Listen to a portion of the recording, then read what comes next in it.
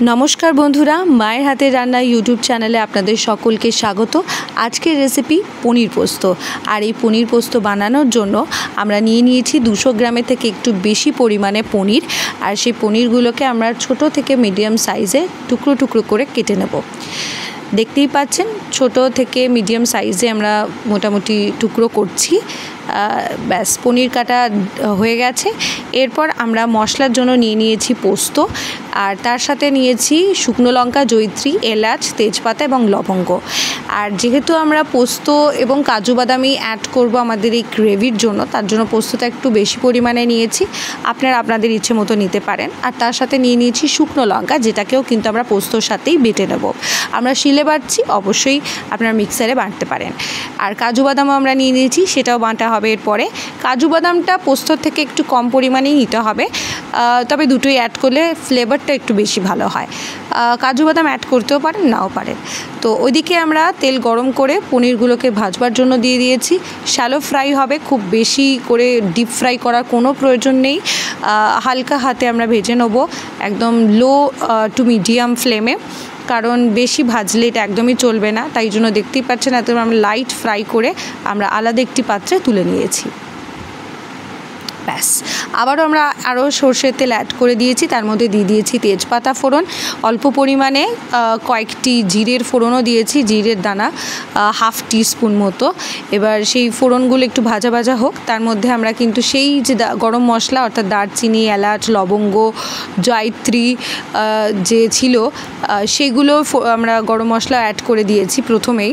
এবং সেই ফোড়নের নির্যাসটা বেরোনোর পরেই আমরা আলুর টুকরোগুলো মিডিয়াম টু ছোট ছোট করে কাটা আলু টুকরোগুলো অ্যাড করে দিয়েছি। সেটাকে আমরা হালকা শ্যালো ফ্রাই হবে এটাও। এর সাথে আমরা ডুমো ডুমো করে কাটা একটি গোটা টমেটো, সেটাকেও আমরা অ্যাড করে দিয়েছি হালকা ভাজবার জন্য। কোনো রকম বেশি ফ্রাই হবে না, সেদ্ধ পরে আমরা জল দিয়ে করব। এদিকে পোস্ত বাটা কমপ্লিট হয়ে গেছে, মোটামুটি প্রায় ভাজার জন্য আমরা দিয়েছি ওদিকে। আর এদিকে কিন্তু আমরা কাজুগুলোকে বাটবার জন্য নিয়ে গেছি। তো এটা নরম হতে থাক, তার পাশাপাশি আমরা লবণটা দিয়ে দিলাম স্বাদ মতো, কারণ লবণটা দিয়ে দিলে একটু নরম হয়ে যাবে। তো এটাকে ভালো করে এবার আমরা মিশিয়ে নেব। মেশানোর সাথে সাথে মেশানো হতে থাক। এরপর কিন্তু আমরা দিয়ে দেবো আমাদের সেই পোস্ত বাটা, অর্থাৎ পোস্ত এবং শুকনো লঙ্কা বাটা এবং সেই বাটি ধোয়া জল, সেটা অ্যাড করে দেবো। এবার মিক্স করে দিচ্ছি পুরোটাকে। এর সাথে কিন্তু আমরা এবার গ্রেভির জন্য যে জলটা, সেই জলটা অ্যাড করে দিচ্ছি।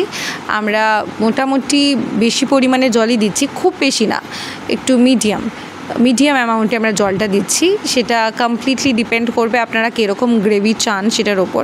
খুব যদি শুকনো শুকনো মাখা মাখা চান তাহলে অবশ্যই কম পরিমাণে জল দেবেন, কিন্তু যেহেতু আলুগুলোকে সেদ্ধ হওয়ার জন্য যথেষ্ট পরিমাণে যে জলের প্রয়োজন আছে আমরা সেই পরিমাণেই জল দিয়েছি, কারণ আলুটা সেদ্ধ না হলে তো হবে না। তাই জন্য সেই রকম পরিমাণ বুঝেই জলটা দিতে হবে। এক্ষেত্রে আমরা 1 থেকে 1.5 মগ দিয়েছি। আর ওদিকে আমাদের কাজু বাদাম বাটা হয়ে গেছে এবং আমাদের কিন্তু ঝোলটা ফুটে এসেছে। এরপর একটু নাড়াচাড়া করে আমাদের কিন্তু ঢাকা দিয়ে দিতে হবে, চাপা দিয়ে দেবো সেদ্ধ হওয়ার জন্য, কারণ আলুটাকে সেদ্ধ হতে হবে। তাই চাপা দিয়ে সেদ্ধ করতে আমরা দিয়ে দেবো। কিন্তু এর সাথে কিন্তু আমাদের যে আগে থেকে ভেজে রাখা সেই পনিরগুলো সেটাও অ্যাড করে দিচ্ছি, তারপরে আমরা চাপাটা দেবো।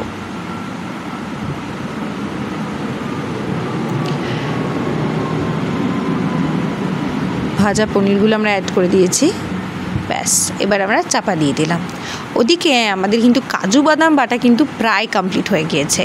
তার সাথে বাটি ধোয়া জলটাও কিন্তু আমরা একইভাবে পোস্তর মতন এক্ষেত্রেও কিন্তু আমরা অ্যাড করব। ব্যাস, এবার আমরা দেখি চাপা খুলে কতখানি কি সেদ্ধ হলো, একটু নাড়াচাড়া করে দেখে নিই।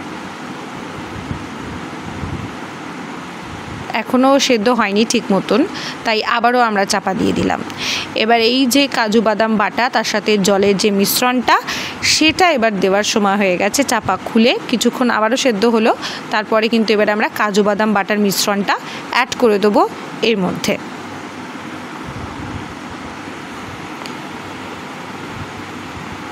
তার সাথে আমরা হাফ বাটি জলও দিয়েছি। ব্যাস, এবার এই পুরো বিষয়টাকে আমরা কিন্তু এবার মিক্স করে দেবো। আবারও কিন্তু মিক্স করার পরে ঢাকা দিয়ে আবারও একটুখানি সেদ্ধ করে নেবো, ফাইনালি যতটা কি যা সেদ্ধ হওয়া বাকি রয়েছে তার জন্য।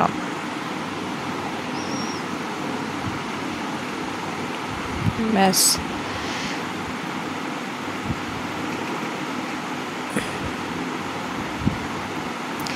চাপা দিয়ে দিয়েছি।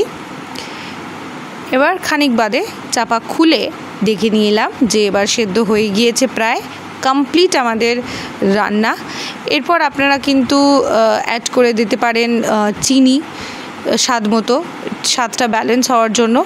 এরপরে আপনারা কিন্তু রোস্টেড গুঁড়ো গরম মশলা অ্যাড করে দিতে পারেন, দিয়ে নামাতে পারেন। এবং অবশ্যই একটা জিনিস আমরা যেটা এখানে অ্যাড করিনি, কিন্তু অবশ্যই আপনারা করলে ভীষণ ভালো হবে, সেটা হচ্ছে কাসুরি মেথি। কাসুরি মেথি কিন্তু যে হার্বসটা আমরা পাই সেটা কিন্তু লাস্টে দিয়ে দেবেন, ফ্লেভারটা ভীষণ সুন্দর হবে, এসেন্সটা। তো হয়ে গেল রান্না। Thank you so much.